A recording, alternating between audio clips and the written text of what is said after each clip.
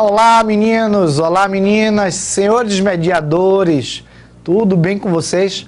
Vamos começar mais uma aula de Sociologia. Eu estou aqui com minha colega, amiga, a Dilma Rodrigues. Fala, Dilma. Olá, César, olá vocês, tudo bem? Eu estou ali na assistência, qualquer coisa, pode contar comigo. Galera, hoje essa aula é uma aula de revisão para o EMRC, né? Então, é uma aula para a gente aproveitar, tirar todas as dúvidas que a gente tem, inclusive as dúvidas, às vezes, vocês querem conversar alguma coisa a mais sobre o assunto, expandir. Hoje é o dia. Dia de aproveitar, né? Dia de aproveitar. Vamos então, aproveitar. a gente está aqui para isso e a gente vai tentar responder ao máximo todos os questionamentos que vocês tiverem, tá bom? Então, vamos começar lá com o nosso momento de exposição.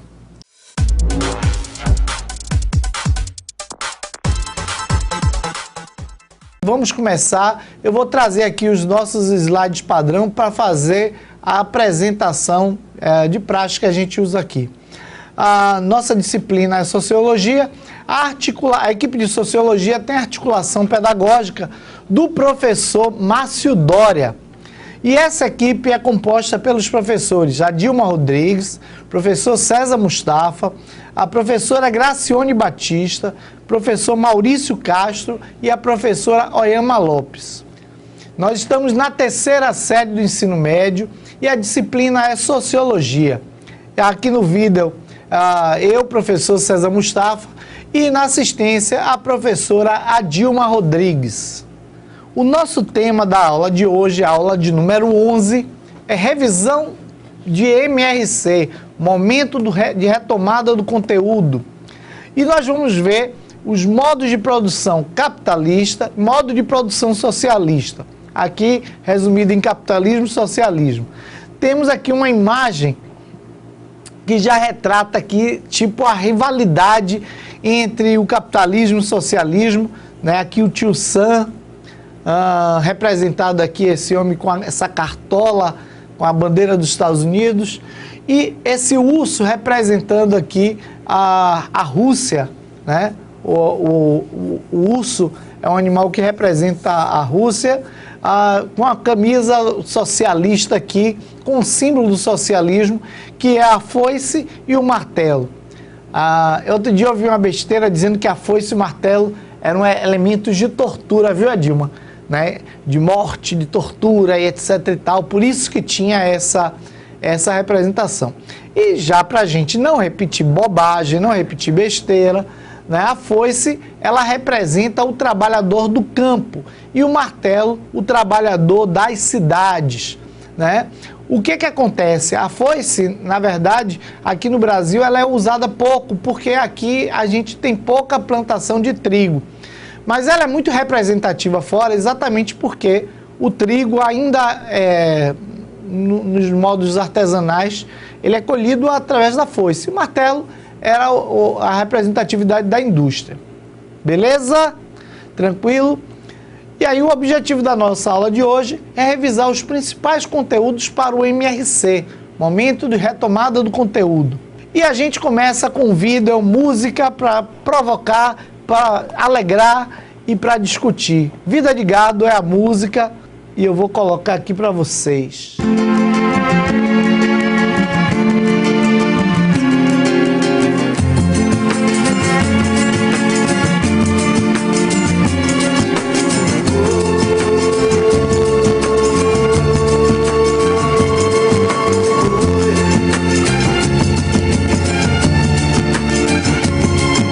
Vocês que fazem parte dessa massa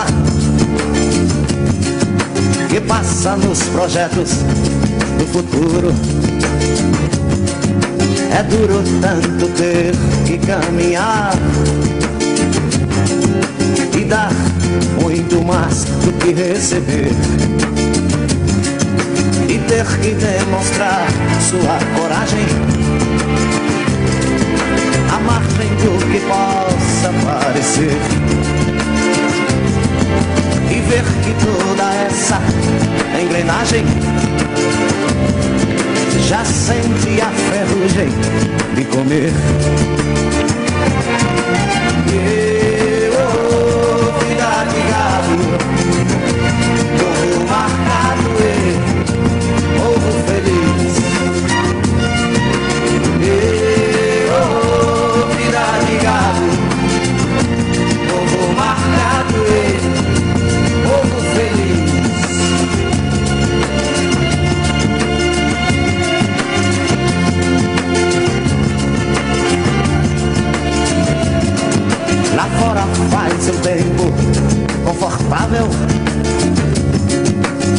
vigilância cuida do normal. Os automóveis ouvem a notícia, os homens a publicam no jornal e correm através da madrugada. A única velhice que chegou, demoram-se na beira da estrada e passam a contar o que sobrou. E, oh, vida de gado, povo marcado e povo feliz. E, oh, vida de gado, povo marcado e povo feliz.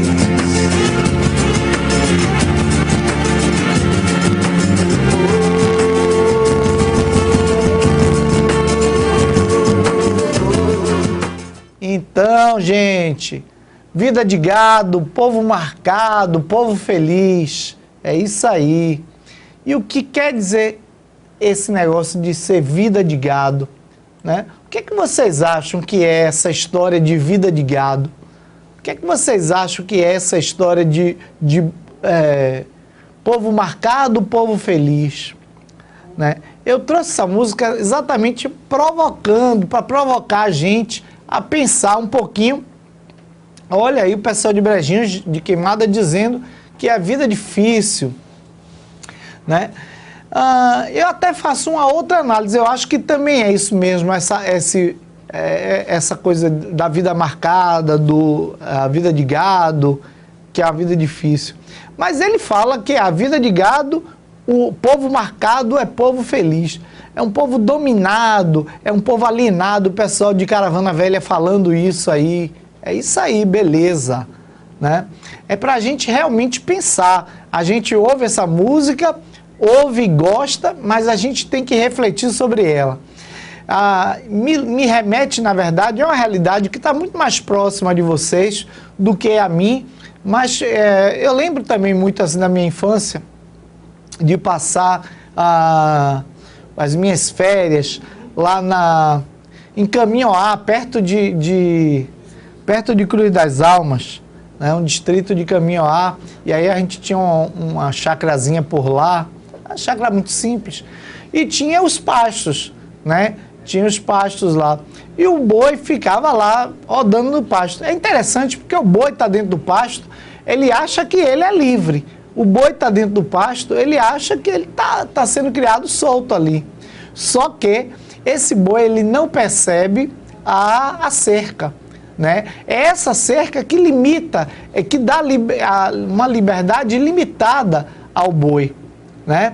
E esse boi, quando ele resolve, por exemplo, quebrar a cerca e sair, o vaqueiro vai atrás e o vaqueiro conduz.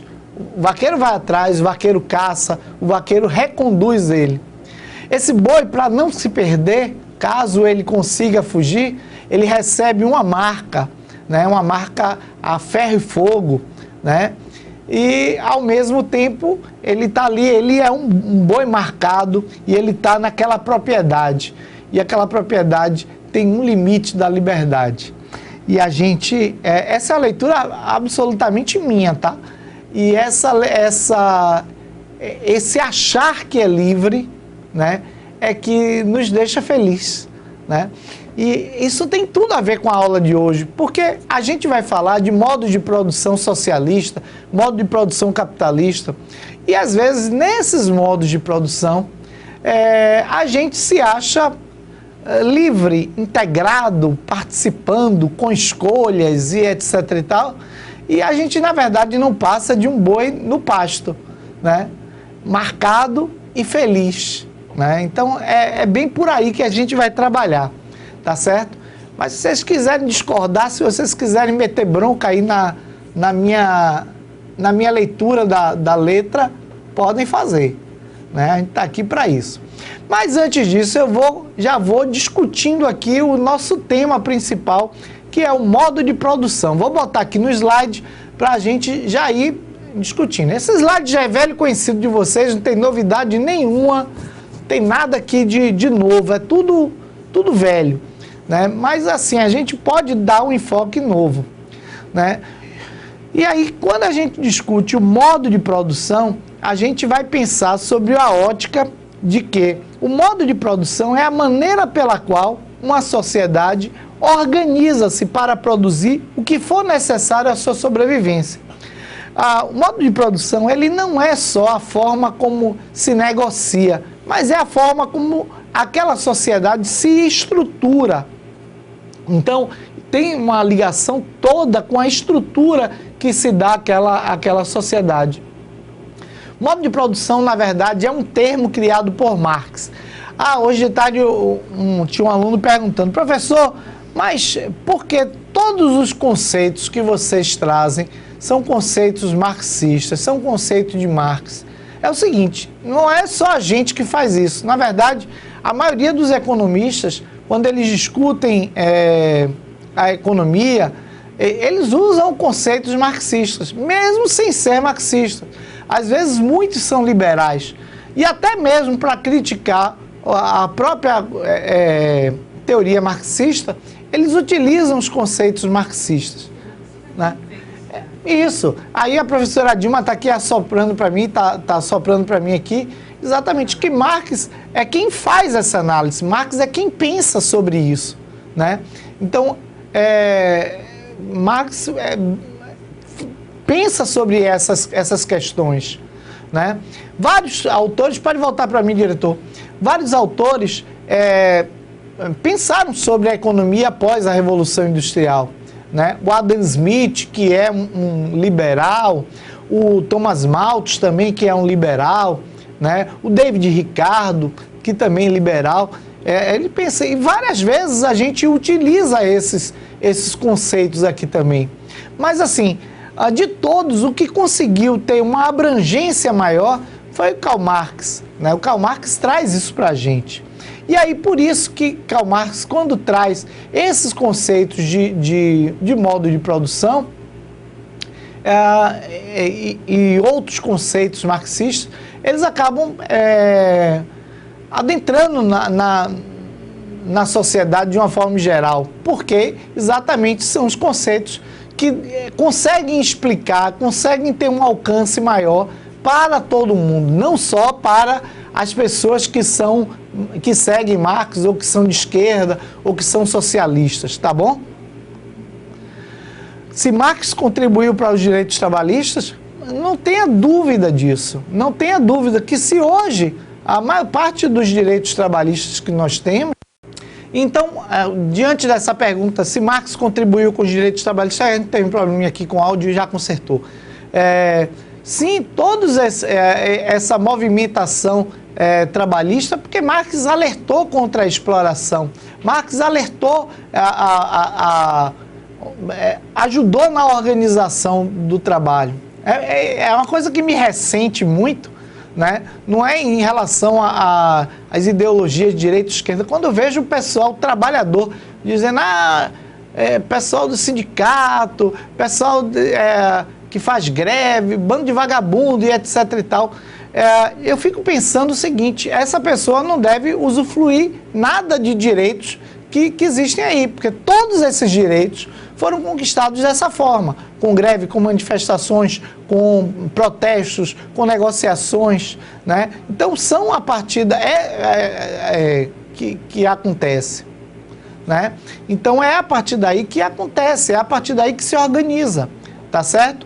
Então, é muito importante para a gente ter essa dimensão também, né? Ter essa dimensão de que os trabalhadores foram organizados a partir daí, né? Foram organizados a partir de uma ideologia. Você imagine lá quando começa a Revolução Industrial, né? A exploração era do jeito máximo, né? A exploração era da forma mais abrangente possível. O trabalhador ele não tinha direito a absolutamente nada. O trabalhador ele não tinha nenhum tipo de garantia, né?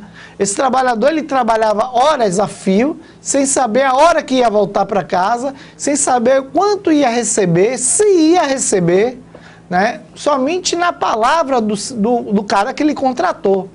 Né? Então, isso, na verdade, é que gera todo esse desconforto na sociedade. Bom, aí, a partir dessa organização dos trabalhadores, é que a gente vai ter, na verdade, uma reivindicação e conquistas trabalhistas para todo mundo. Para todo mundo. Esse é um ponto que é importante frisar. Vamos lá? Vamos seguir. Eu tenho um vídeo que eu quero passar para vocês. É um vídeo rapidinho aqui. Eu quero passar exatamente para que vocês tenham essa dimensão dos modos de produção.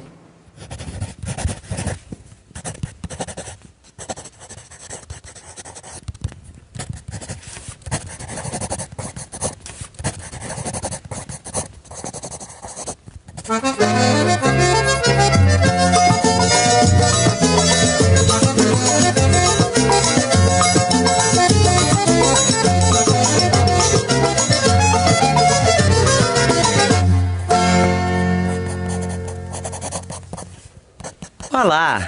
Hoje eu venho aqui para apresentar a série de vídeos Trilhas Educativas. Nós queremos dialogar com vocês sobre a economia solidária que acontece no Brasil e no mundo. No episódio de hoje, vamos falar sobre a sociedade e os modos de produção. Para entender melhor, vamos pensar sobre como vivemos hoje e quais foram os outros modos de vida e de organização do trabalho que a humanidade já viveu. Somos educados a aceitar as coisas como elas são. Nascer, crescer e envelhecer, em um cotidiano que nos obriga a pensar que trabalhamos para viver, mas que ao final não é nada mais do que viver para trabalhar. Dizem para nós que as coisas são assim desde sempre e que temos que nos acostumar com elas. Mas se formos curiosos com a realidade, veremos que tudo o que existe é construído pelos homens e mulheres e, ao contrário do que pode parecer, todas essas coisas mudam o tempo todo.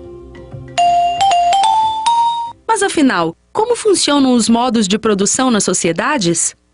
A história da humanidade é composta por uma sucessão de tipos diferentes de modos de produção de bens para satisfazer as necessidades humanas. Isso significa que, ao longo da história, as formas de produzir, organizar o trabalho e distribuir a riqueza produzida coletivamente foram sendo modificadas. Podemos começar a entender os modos de produção resgatando outros tempos e outras sociedades. O modo de produção tribal foi a forma de organização do trabalho mais antiga, duradoura e geograficamente distribuída que se tem notícias. Neste modo de produção, todos trabalhavam juntos e recebiam a mesma parte pelos bens produzidos. Não haviam classes sociais ou Estado. Não havia a exploração de uns sobre os outros. Não havia mercadoria ou dinheiro e as trocas dos bens eram feitas de maneira simples e quase sempre em caráter celebrativo e solidário. O modo de produção tributário ocorreu principalmente na África, Ásia e Américas. Os exemplos mais conhecidos são as civilizações do Egito Antigo, China e Incas, Maias e Astecas. Neste modo de produção, os bens eram produzidos e uma parte deles era confiscada pelo Estado por meio de tributos. O tributo era cobrado na forma de uma parte da produção, ou em mão de obra para a construção de obras públicas como estradas, diques e canais de água, monumentos, muralhas. Começam a surgir aí diferentes classes sociais e também a opressão de um pequeno grupo sobre o restante do povo. Surge neste período o dinheiro, a escrita e as feiras. O modo de produção escravista antigo ocorreu principalmente na Europa, na Grécia e na Roma antigas. Nesse modo de produção existiam diferentes classes. Na base estavam os escravos, que trabalhavam e produziam a maior parte de tudo que se consumia. E no topo da sociedade, os senhores de escravos, uma minoria que não trabalhava e desfrutava de tudo que era produzido. Os escravos só recebiam a comida, enquanto os trabalhadores livres, plebeus, viviam da produção para o autoconsumo e a troca do excedente. o modo de produção feudal, o feudalismo. Ocorreu principalmente na Europa depois da decadência do escravismo. E é uma forma de vida sustentada pela produção camponesa. O comércio era realizado em feiras com o excedente da produção. O dinheiro, aos poucos, foi substituindo a troca direta de mercadorias. Os camponeses não eram donos da terra que viviam e cultivavam. Os proprietários da terra, senhores feudais, aristocratas, exigiam parte da produção e parte dos dias de trabalho em troca da proteção da vida dos camponeses. O feudalismo deixou de existir quando os comerciantes, os atravessadores das feiras, burgueses, se enriqueceram e começaram a acumular poder econômico e exigiram, por isso, o controle sobre o poder político. O capitalismo é um modo de produção surgido com o fim do feudalismo. Ele se caracteriza por transformar o trabalho em mercadoria por meio do processo de assalariamento da força de trabalho. No capitalismo, a riqueza é apropriada pelas classes burguesas no processo produtivo, além de explorar ao máximo os recursos naturais do planeta em busca de lucro e da acumulação. Ele gera necessidades inexistentes na vida das pessoas, na intenção de fazê-las cada vez mais escravos do consumo e do dinheiro.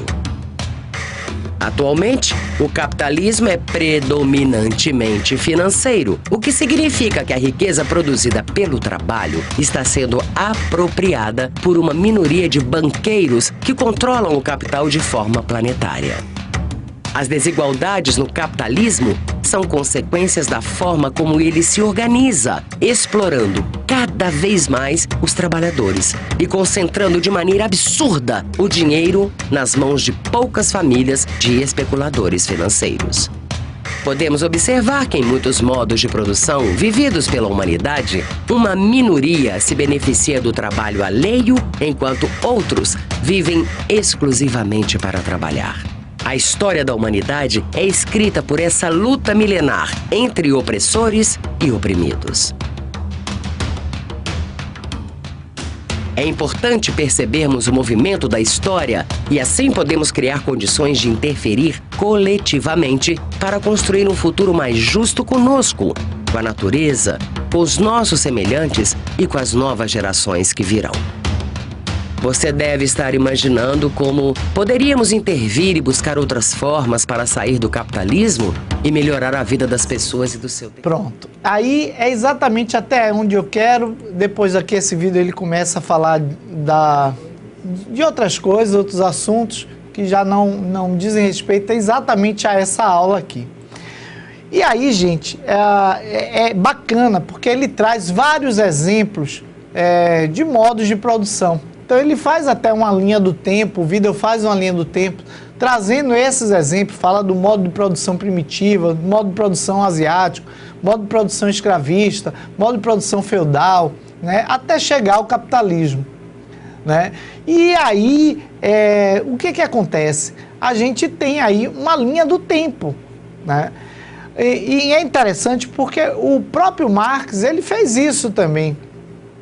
Quando ele pensou no que a gente vai chamar de materialismo dialético, que é uma expressão que Marx criou, Marx pensou o seguinte: é muito difícil contar a história da humanidade olhando só para o tempo.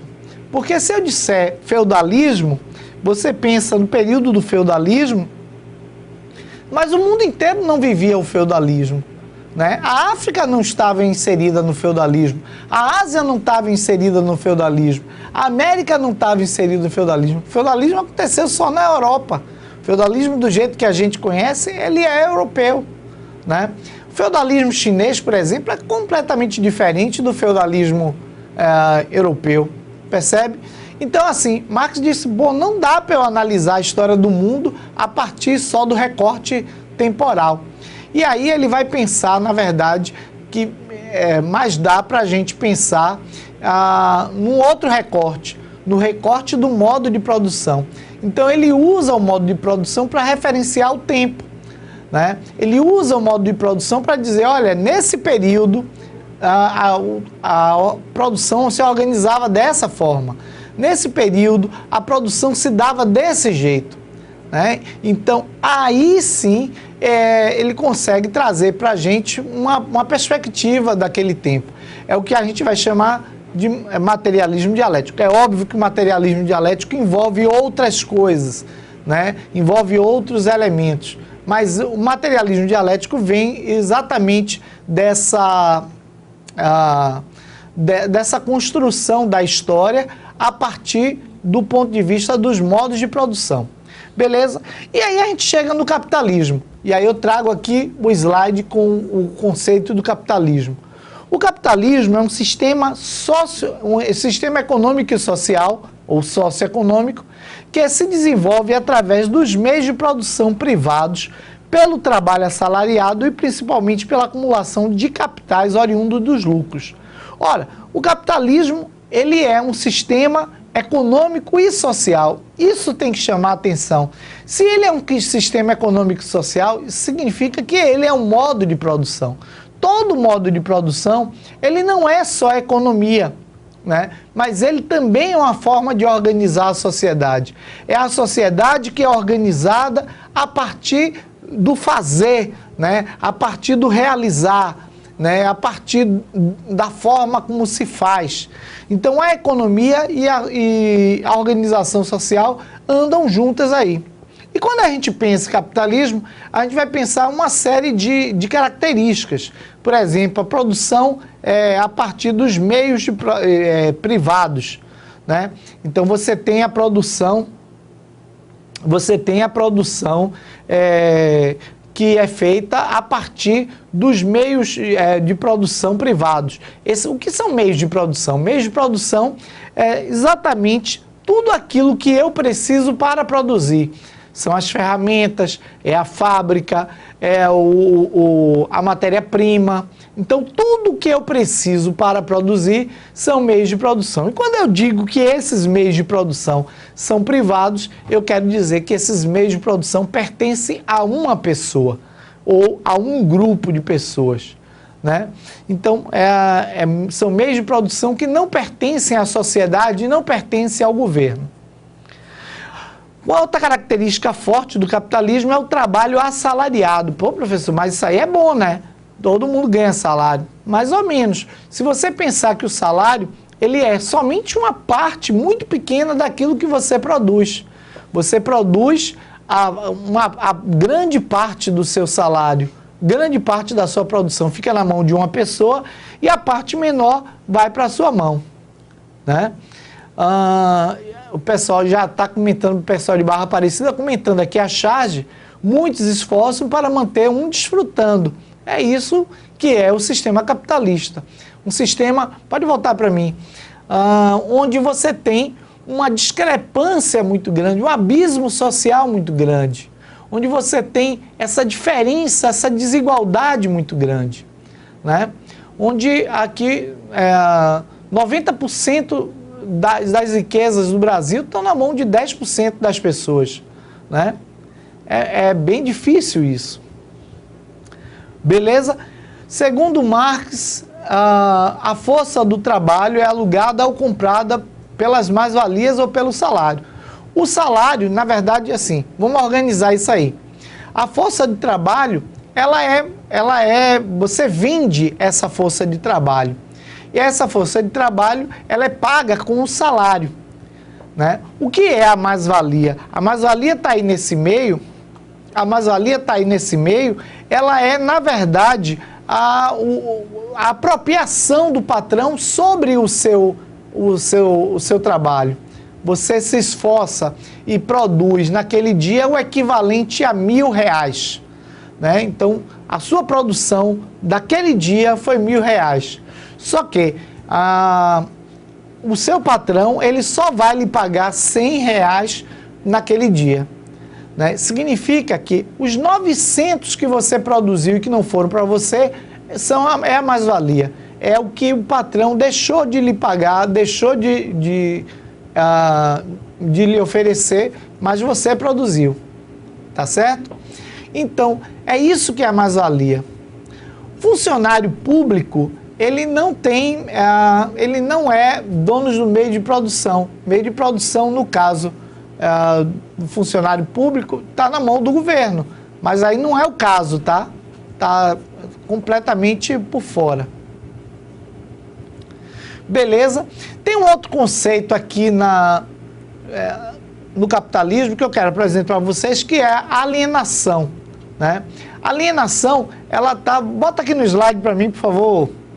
Alienação é quando um produto, né, está separado, apartado da pessoa que o fez, né? Alienação, na verdade, tem vários significados diferentes, né? Alienado é aquela pessoa que está por fora, que não sabe de nada. É interessante que alienado era o nome dado aos loucos. Até o início do século XX, chamava-se os loucos de alienado, né? Ou seja, ele está fora do seu sentido, ele está fora do seu ser, tal. Então chamava de alienado. Exatamente, a alienação, ela tem essa coisa de estranheza, né? Então, quando o trabalhador é estranho ao produto de sua atividade, que pertence a outro, né? Isso é alienação. Beleza? Então, essa charge, de fato, ela explica bem, porque assim, ele brinca que é uma charge bem conhecida da gente em história, em sociologia. Ele diz assim: vou me aposentar amanhã, sabe o que eu vou fazer? Andar até o fim dessa linha de montagem e descobrir o que estou fazendo há 30 anos. Na verdade, porque o trabalhador, quando vai para as fábricas, ele não detém mais o conhecimento da sua produção.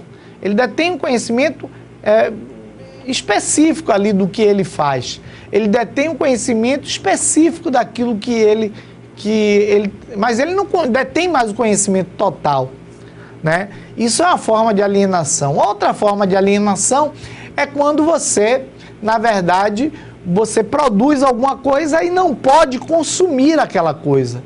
Você produz e você mesmo não pode consumir. Eu dou aula numa escola particular, mas é uma escola particular tão cara que não dá nem para eu botar meu filho. Então eu trabalho lá, produzo lá, mas eu não posso usar do fruto do meu trabalho.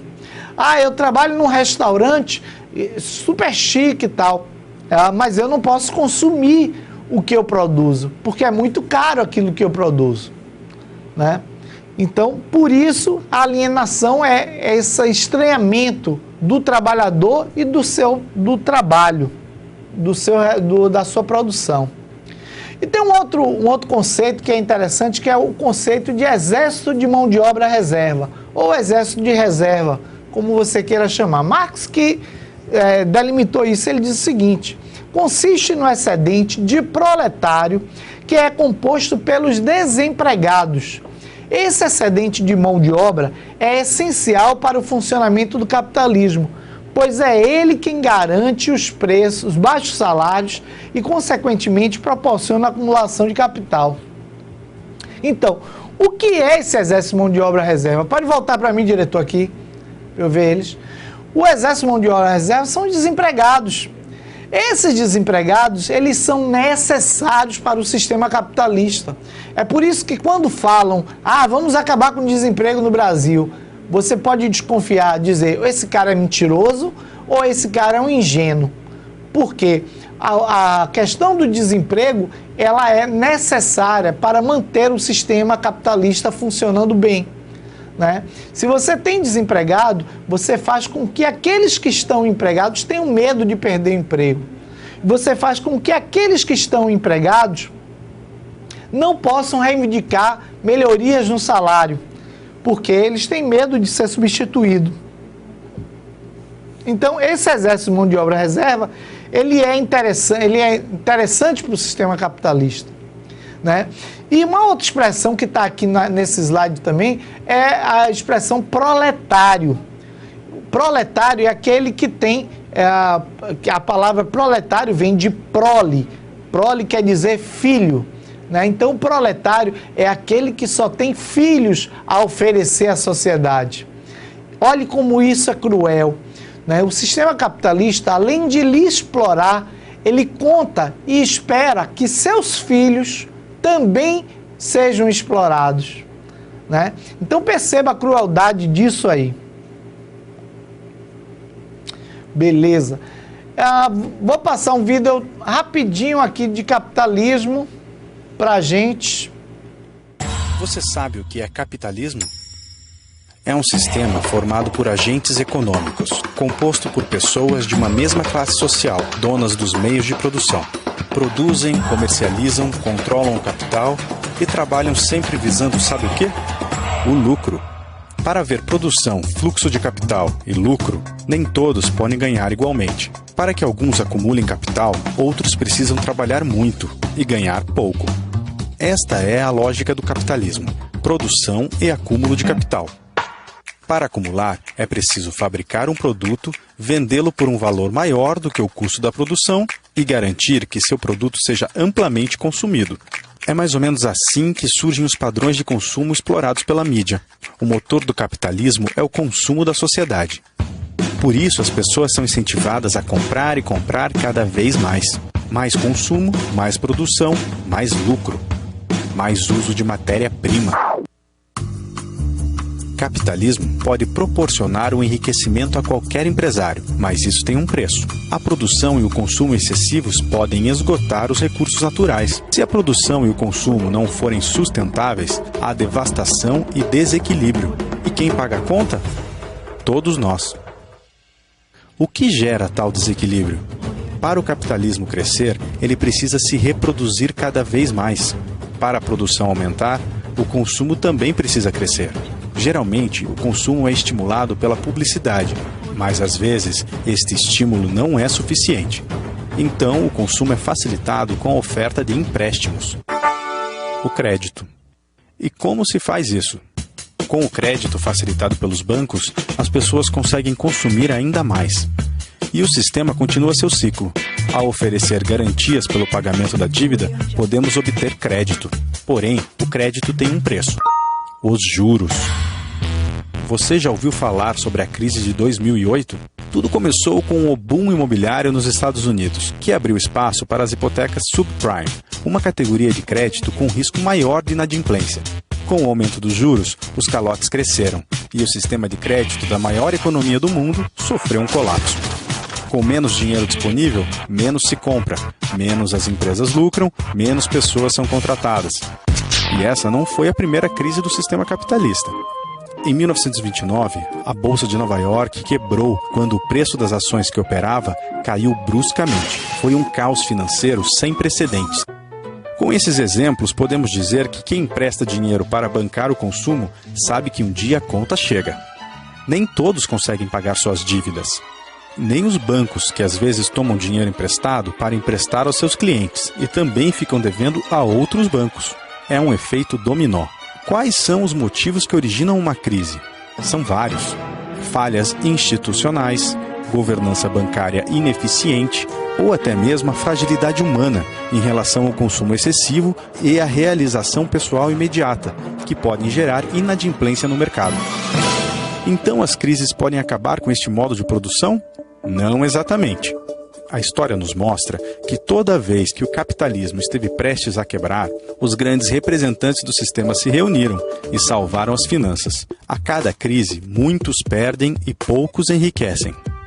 Pequenas empresas podem fechar suas portas por conta da presença de grandes empresas. Funcionários podem ser demitidos a fim de que a empresa possa reduzir gastos e preservar sua receita. Bancos podem cobrar mais caro pelo crédito aos consumidores, mas continuam lucrando. E assim, a economia se salva de tempos em tempos, até a próxima crise. Agora, pense bem. As instituições que mantêm o capitalismo lucram milhões fora da crise. Nas crises, elas recebem ajuda com grande volume de capital para não fecharem as portas. Que grande empresa vai querer outro sistema financeiro? Nenhuma. Então, para que a sociedade possa viver melhor com este modo de produção, os cidadãos podem amenizar os impactos do capitalismo, tornando-se consumidores mais responsáveis. Pense antes de comprar. Procure saber como foi produzido o que você está comprando. De onde vêm as matérias-primas? Em que condições são fabricadas? Esse produto é realmente necessário? Pequenas atitudes, se tomadas por um grande número de pessoas, podem amenizar os impactos do capitalismo. Podem até mesmo semear um novo modo de produção. Imagine e responda. Para ser mais justo e bom para todos os participantes da cadeia produtiva, que características esse novo modelo deveria ter? Pense num mundo onde sejam possíveis oportunidades para todos. E aí, você compra essa ideia? Aí, beleza, né, gente? Então, esse vídeo, apesar de falar sobre o capitalismo, também traz essa questão da consciência, do consumo consciente. E é muito bacana, porque quando a gente tem essa percepção do que é o capitalismo e do que é, na verdade, de como ele se apresenta, aí a gente começa a entender esse funcionamento. A gente começa a entender de que a gente está aí dentro do pasto, está cercado tem a cerca lá, né? A gente se sente livre, mas o controle está ali feito, né? A marca está ali feita. Por isso que nós somos gado feliz, né? Então eu comecei a aula falando sobre vida de gado e esse gado somos nós, né? Nós todos, né? Mas quando a gente cria a consciência desse sistema onde a gente está inserido, a gente começa a ter uma outra percepção. A gente começa a perceber que a gente não precisa comprar tudo. A gente começa a perceber que a gente não vai ganhar todo o dinheiro do mundo. Teve um exemplo que eu assisti um filme ontem, é um filme já antigo do Batman, o Retorno, tal, do Cavaleiro, alguma coisa assim. E aí tem uma hora que Batman é derrotado e ele vai para uma cadeia. E aí o cara diz assim, olha, eu não me lembro o nome dos personagens não. E ele fala assim, olha, eu não vou te matar, porque para mim a morte mais dolorosa é a morte com esperança. E aí ele joga o cara numa cadeia que está lá cheia de gente, e essa cadeia ela é na verdade um poço. E lá em cima não tem nenhum tipo de grade. A esperança era que o fato de não ter grade e não ter nenhum tipo de vigilância lá em cima, as pessoas pudessem alimentar o sonho de fugir dali. E é exatamente o que vai acontecer com o Batman. Ele vai alimentar esse sonho de fugir dali. Ele vai alimentar a esperança de fugir dali. O capitalismo ele faz muito isso com a gente, né? Ele alimenta a esperança de que a gente vai virar o capitalista, de que a gente vai ganhar na Mega Sena, de que a gente vai virar o jogador de futebol, né? Então é essa esperança que nos move. Ah, professor, mas alguém ganha, né? Neymar tá lá ganhando bilhões, milhões. Ok, mas tanta sorte quanto jogar na Mega Sena, tá certo? Às vezes, ele faz isso exatamente para alimentar essa esperança do proletário, que é o trabalhador. Proletário e trabalhador, a expressão é a mesma coisa, tá bom? Então, é essa esperança que nos mata, é essa esperança que nos conforma, que faz com que a gente permaneça nesse lugar. Porque a gente tem esperança de um dia ser o milionário, de um dia ser o cara que tem a grana. Né? É essa esperança que faz com que muitos trabalhadores hoje olhem para o sindicato e olhem para as movimentações trabalhistas e digam, rebanho de vagabundo, né? Então perceba isso aí, é bem legal isso aí. É essa esperança que é a nossa cerca, a esperança é a mesma que nos prende. O capitalismo faz isso, né? O socialismo, ele também tem suas cercas, mas as cercas do socialismo talvez sejam mais visíveis do que a do capitalismo. Vamos ver aqui o socialismo. O socialismo ele é uma doutrina política e econômica que se caracteriza pela ideia de transformação da sociedade através da distribuição equilibrada de riquezas e propriedade. Né? Então, o que acontece? O socialismo ele é uma doutrina política, econômica, social, mexe com toda essa estrutura, né? Por isso é um modo de produção, porque traz essa estrutura, né? Mas que pensa em uma distribuição equilibrada de riquezas, propriedade. né? O que fundamenta o modo de produção socialista é a propriedade social, a propriedade coletiva dos meios de produção. Pode voltar para mim, diretor. E aí você vai dizer, professor, mas, por exemplo, no socialismo também tem diferenças, porque a galera que faz parte lá do partido que comanda, vive em uma outra condição. Claro que sim, e isso eu não tiro a razão de vocês, mas essa diferença, ainda assim, ainda existindo essa diferença, ela é muito menor do que qualquer outra diferença apresentada pelo capitalismo, né? Então, essa diferença ainda assim...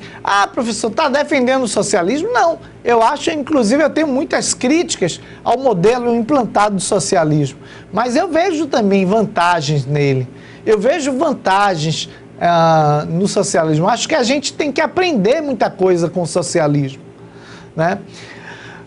Hoje, todas as reivindicações que aqui no Brasil são colocadas como reivindicações de esquerda, essas reivindicações, elas são uma realidade em países capitalistas.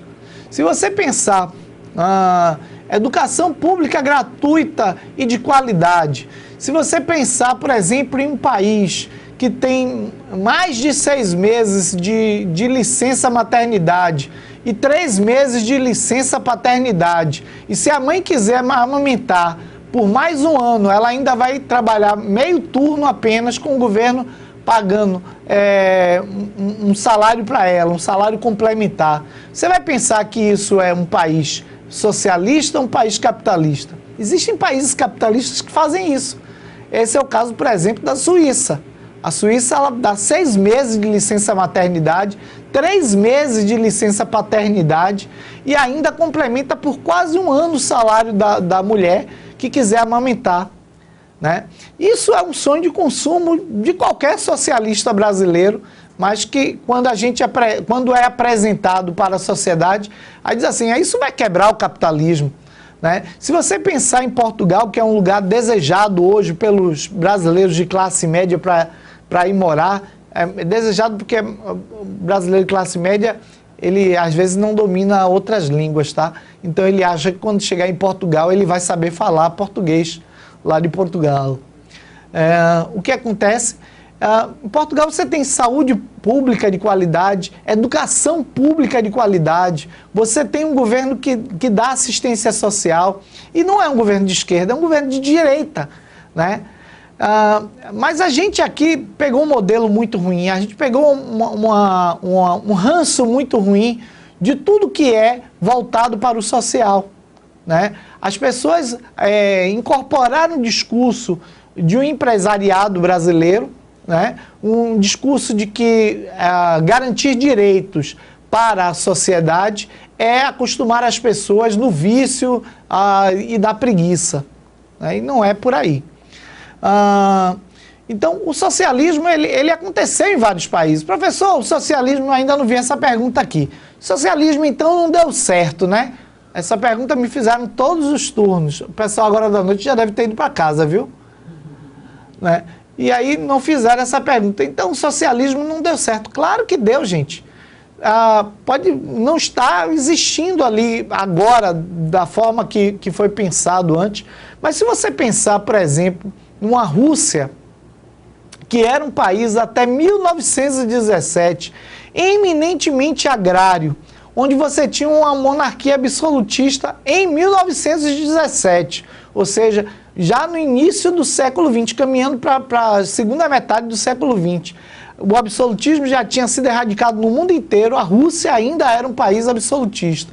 Um país de agricultores, um país de analfabetos, né? E você consegue transformar a Rússia em um país para competir, a segunda potência mundial do mundo, competindo em pé de igualdade com os Estados Unidos, tendo erradicado o analfabetismo, né? Em um prazo de 50 anos, isso aí é uma revolução extraordinária, né? Isso aí é uma revolução absurda, né? Você vai me dizer que ele deu errado? Claro que não deu errado. Se acabou, ok, beleza. Acabou, mas está lá, o ganho está lá. A sociedade está lá, feita, arrumada, né? Daquele jeito. Ah, professor, mas morreu muita gente porque era ditadura. Claro, era ditadura. Mas quantos não morrem aqui, né, tentando romper essa cerca de arame farpado que a gente está envolvido? Quantos não morrem aqui todos os dias por causa do capitalismo? Ah, professor, não morre por causa do capitalismo, não. Morre porque se envolve em coisas erradas, no crime, no tráfico, né? Ô, gente, as pessoas se envolvem em crime e tráfico pelo dinheiro. Dinheiro é o quê? É capital, é sociedade, é diferença, entende? Então, é por aí, é para a gente pensar nisso, né? E muitas vezes é o Estado que mata também, né? Muitas vezes é o Estado que elimina também. Então, bora pensar nisso aí, né? Se você pensar num país pobre como Cuba, Cuba é um país pobre, é um país pequeno, é uma ilha muito pequena. Não dá para fazer essa maldade que o pessoal faz de comparar, por exemplo, Cuba com os Estados Unidos. Os Estados Unidos tem uma dimensão continental. Cuba é uma ilha, é uma pequena ilha que não tem minérios, que não tem área para agricultura, que não tem área para pecuária, né? Então, é uma ilha que tem uma restrição muito grande. É um país pobre. Mas, se você compara Cuba, por exemplo, com o Haiti, que tem uma mesma dimensão, né? Aí você vai perceber, e que tem uma mesma história também, uma história coincidente ali de exploração, tal, né? E aí você vai perceber a discrepância, a diferença entre o Haiti e Cuba, né? A desigualdade que tem uma e outra, né? Se você perceber que Cuba hoje tem 0% de analfabeto, tem 0% de gente morando na rua, que não tem crianças na rua pedindo dinheiro, que você não tem, na verdade, pessoas passando fome, que você não tem, que você tem todo mundo usando serviço público de saúde, que você tem 70% da população com nível superior e 100% alfabetizada, aí você vai me dizer que deu errado? Claro que não. Mas isso não é, na verdade, para engrandecer o sistema socialista, porque tem críticas também a isso. Quais os efeitos da guerra entre Estados Unidos e Espanha, na Filipinas e Cuba, no processo socialista em Cuba? Não, aí já não entra, na verdade, aqui no nosso conteúdo, tá, gente? O capitalismo, ele é formado e ele é estruturado a partir da desigualdade social, né? Ele é estruturado exatamente nisso, na desigualdade social, né? O que faz o capitalista ganhar muito mais dinheiro é exatamente a questão da desigualdade. Professor, não existe críticas ao socialismo? Existe. Eu vou botar aqui para vocês alguns slides. Bota aqui para mim, diretor, o slide. Uma das críticas à experiência socialista é o Estado Novo. O Estado é o novo dono dos meios de produção. Então, todos os bens de produção que antes pertenciam à iniciativa privada, agora passam a pertencer ao Estado. Essa é uma crítica. E o controle de tudo a partir daí da ditadura do proletariado, da ditadura do trabalhador, né? Os sistemas socialistas, ele tem isso também de ruim, né? Que é a questão da ditadura. Lá não é uma democracia. Lá você não vota, você não escolhe. Você até vota em alguma coisa, mas não é tudo que você escolhe. Mas eu trago uma charge aqui que é bacana, que é esse quadrinho aqui. Diz assim: estamos numa democracia. E aqui não fala em Cuba, fala do nosso sistema. Estamos em uma democracia. Enquanto cidadão, tenho o poder de mudar o destino do meu país. Aí o capitalista olha para ele e diz: jura? Você tem um banco? Não. Você tem um canal de TV? Não. Uma empreiteira? Não. Dinheiro para especular? Não. Não tenho nada disso, mas tenho a força do meu voto. Aí ele faz: que fofo, posso tirar uma foto? Né? Como se a gente pudesse, na verdade, escolher alguma coisa. A gente não consegue nem determinar quem vão ser os candidatos que a gente vai votar. O pacote já é oferecido para a gente, lá, já é estabelecido por outras pessoas que não somos nós. A outra crítica à experiência socialista: não tem acesso às decisões do Estado, à igualdade política e à liberdade individual. Então, essa restrição de liberdade é também um ponto negativo do socialismo, né? Essa é óbvio que é uma crítica do liberalismo, a professora Dilma está aqui lembrando, né? Então, essa é uma crítica do liberalismo ao socialismo, né? Mas que a sociedade, de uma forma geral, repete. Eu também, como estou inserido numa política liberal, eu não tenho, na verdade, eu não tenho a questão para mim, seria inviável morar num lugar que eu não tivesse essa liberdade de expressão. E uma outra coisa é o impedimento de emigrar, de optar pelo capitalismo. Isso também é uma coisa ruim. A perseguição religiosa, acho que hoje já não é mais característica, né? Hoje, por exemplo, Cuba, você já pode... tem igrejas protestantes, tem igreja católica, o padre visitou realmente outro dia lá, tem o candomblé lá, então tem uma série de... A liberdade religiosa, ela já é uma característica lá. Bom, nossa aula está terminando e a gente já vai para as nossas referências, né? Então aí, hoje nós não vamos ter um momento de produção. Volta para mim aqui, diretor. E eu já vou de cara aqui chamar o nosso momento de interação.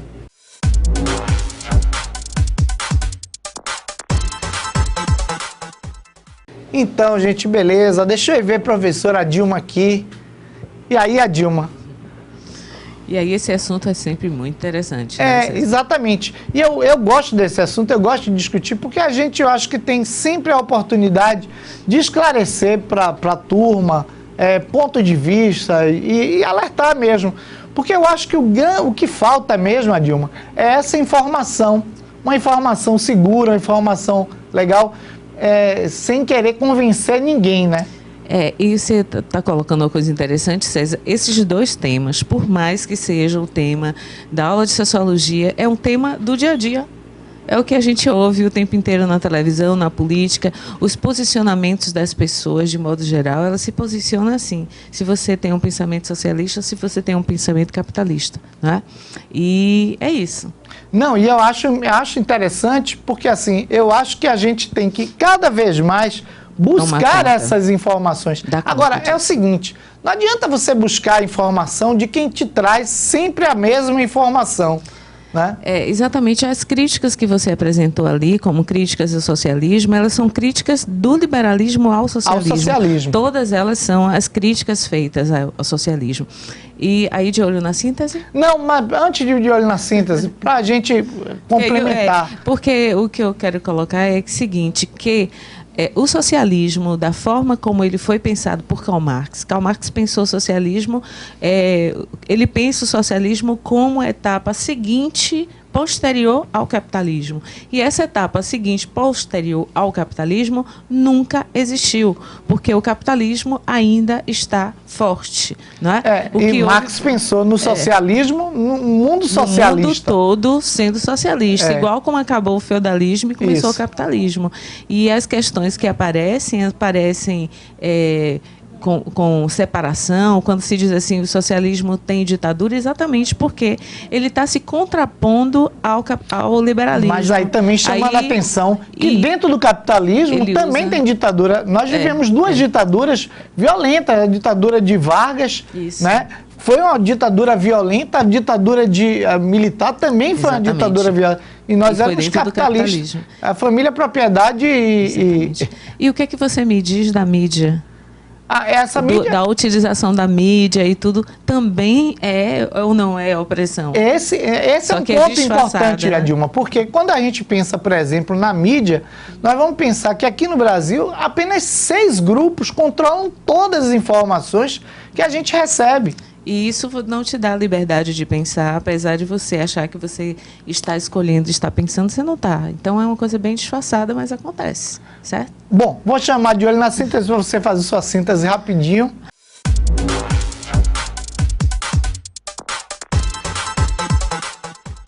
Então, hoje, o professor trabalhou os conceitos de capitalismo e conceito de socialismo. Os dois conceitos eles vão se diferir, basicamente, no que se diz respeito à condição de utilização e distribuição dos meios de produção. Não é? No capitalismo, os meios de produção ficam na mão da propriedade privada. Então, vai ter o dono dos meios de produção. No socialismo, os meios de produção vão ser distribuídos pela sociedade e a sociedade é responsável pela produção dela mesma. O que mais diferencia uma coisa da outra? O que faz diferenciar é que no capitalismo haverá acúmulo, né? Acúmulo, haverá excedente e então produção da mais-valia. No socialismo, esse acúmulo não é para esse excedente que se possa produzir, não é para mais-valia, e sim para atender as necessidades da própria sociedade. Tá? Então, um modo de produção está voltado para o lucro, o outro está voltado para a distribuição de maneira mais equitativa das rendas, né? de renda, o que não permite que haja uma coisa que é outra separação é que no capitalismo a desigualdade ela é necessária para manter o capitalismo com fôlego, porque é através da exploração daquele que está na posição de desigual e precisa desesperadamente de um emprego para ter um salário, é daí que o capitalismo vai se sustentar na submissão e exploração desse trabalhador. No caso do socialismo, isso não acontece, mesmo que as pessoas vão receber salários diferenciados, você não deve, dentro do socialismo de verdade, não é esses que já aconteceram aí, que o nome é socialismo, mas que de fato não aconteceu, não haverá miséria de jeito nenhum. As pessoas serão respeitadas dentro da condição humana. César, é com você. Um beijo para vocês. Muito boa síntese, Adilma. Galera, aquele convite para reforçar o nosso encontro, no nosso caso, de hoje a 15, porque na semana que vem, vocês nesse horário vão estar fazendo prova de MRC. Então não terão aula de sociologia, é uma pena. Mas de hoje a 15 voltaremos com mais uma aula de sociologia e a gente está aguardando vocês. Isso aí, com saudade.